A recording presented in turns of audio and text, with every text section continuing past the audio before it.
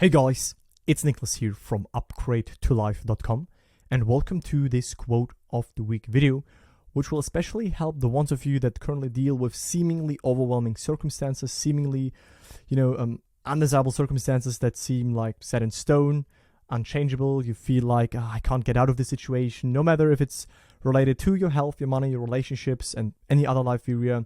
I want to teach you and explain to you again why they are not set in stone, how you can change them, and how you will no longer give your power away to your current circumstances. So this is really important to understand.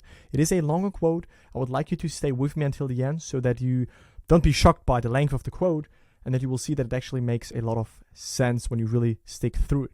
Okay, so with that, let's just dive right in, and this is what Neville Goddard said.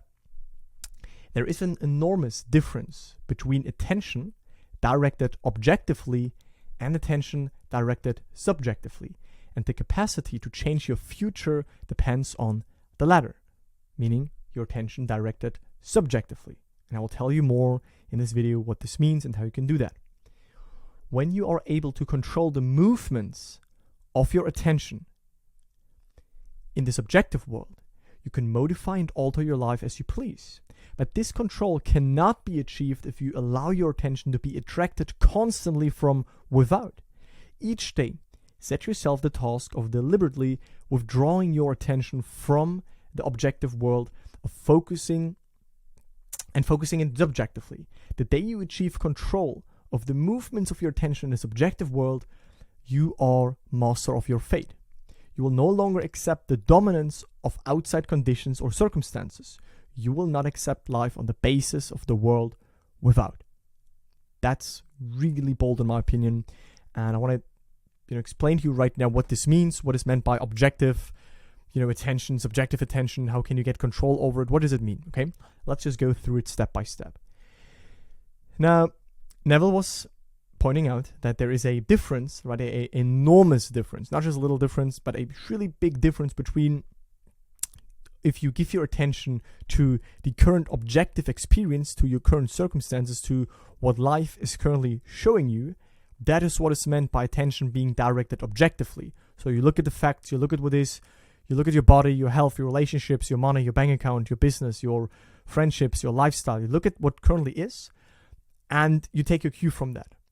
Right? You put your attention again and again on that what is, and on what is, and on what is. Which, don't forget, is designed to take its cue from you. So you basically take your cue from past things that you created.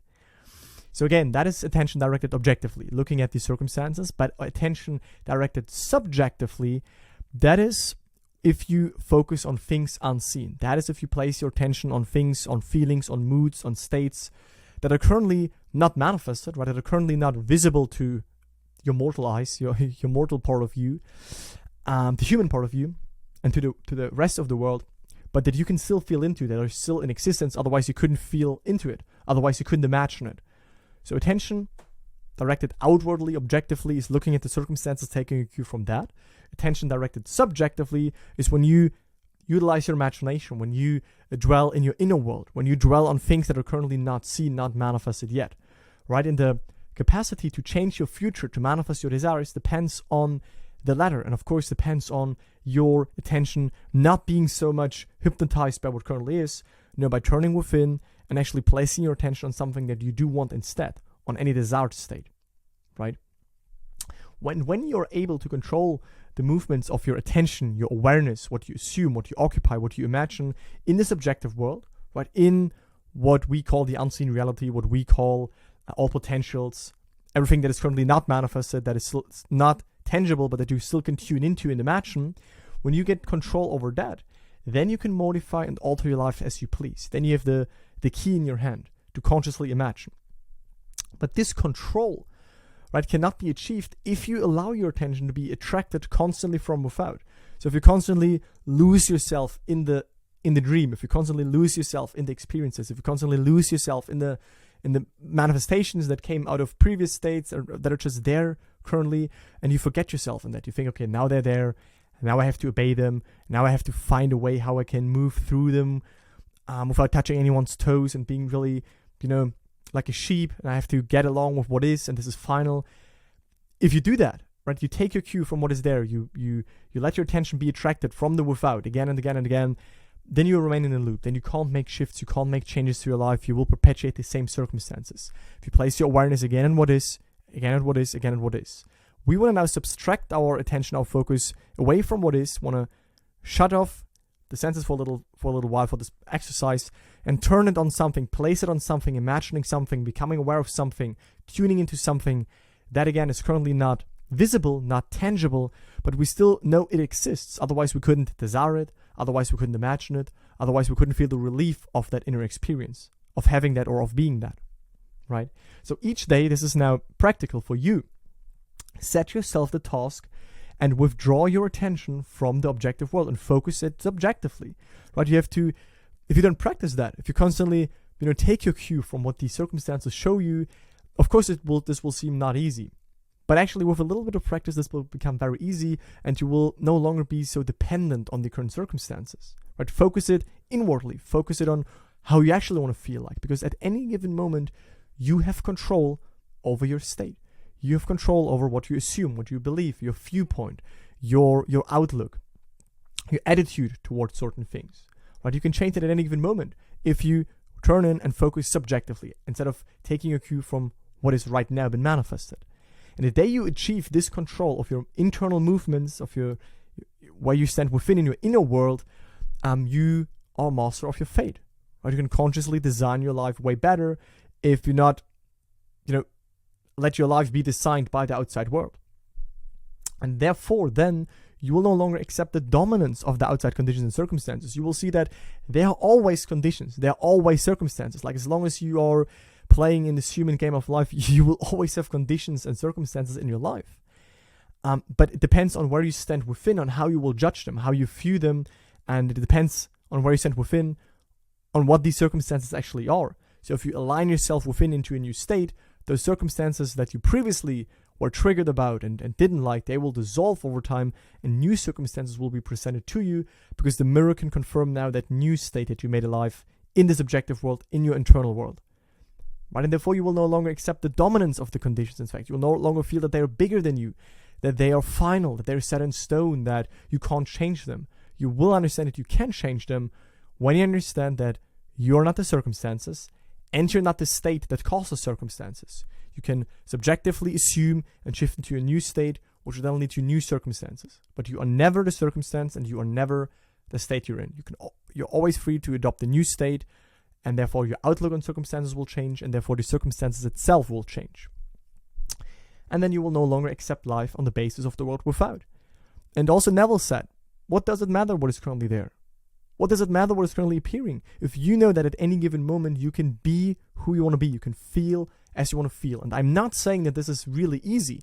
I'm not saying that you just snip and then you got this, you're on your desired state, you dwell in it all the time. No. There will be periods where emotions come up, where fears come up, where doubts come up. There will be periods where you fall out of that desired state. But the truth is still that this desired state is available and that you are bigger than your conditions and external circumstances, because you can place at any given moment your awareness, your imagination in another state, identify with something new, which will then be, like I previously said, manifested in your life. So therefore, the world without is simply a window in seeing in what we have alive within us. And if you get triggered, if you have desires, then that's a perfect opportunity for you to realign yourself within so that new circumstances can be presented to you. But you will, when you gain the control of your inner world, you will never fear, run away, try to ignore circumstances. They are just a guide. And triggers are just an invitation to see where you have desires. The trigger is not bad, right? Don't run away from triggers. You will encounter them anywhere else. See what is this pointing to? What is the desire? What do you want? What are your desires? Accept them as done. Assume them as done. Imagine them as being done. Imagine who you are as the version that has them via scenes, via congratulations, via any tool that helps you to shift into the wish fulfilled. And then what does it matter what the world without right now shows? You know that you can internally always and never be who you want to be. And as long as you remain in those desired identities and states, your outside world will confirm it. So you have total freedom. Everything is good. Don't run away from your circumstances. Right? Don't give them the power. Don't give the power away to them. So that's it for this quote. It was longer, like I said in the beginning, But the core message is basically that we want to no longer take our cue from the current circumstances and let our attention and focus and energy and awareness and imagination be, hypnotized by what is currently there and focusing on it again and focusing on it again. That way we perpetuate the circumstances. No, we want to subtract it from what is and place it on what we actually want instead and make that natural for us and inwardly shift, and then we get new circumstances, right? You can learn more about all of that if you check out the free masterclass. That's the first link in the video description, pinned comments, where I teach you how to shift into the version of you that has full faith and manifests his or her desires. And if you want to work with me to really internalize, apply, practice, and become good at those teachings and manifest your desires, and you want some accountability, some help, and like coaching on that, then just feel free to schedule a free call with me where we can find out if we are a good fit to work together in my program. That's the second link in the video description and pinned comments. I look forward to see you and speak to you in the next video. Bye, guys.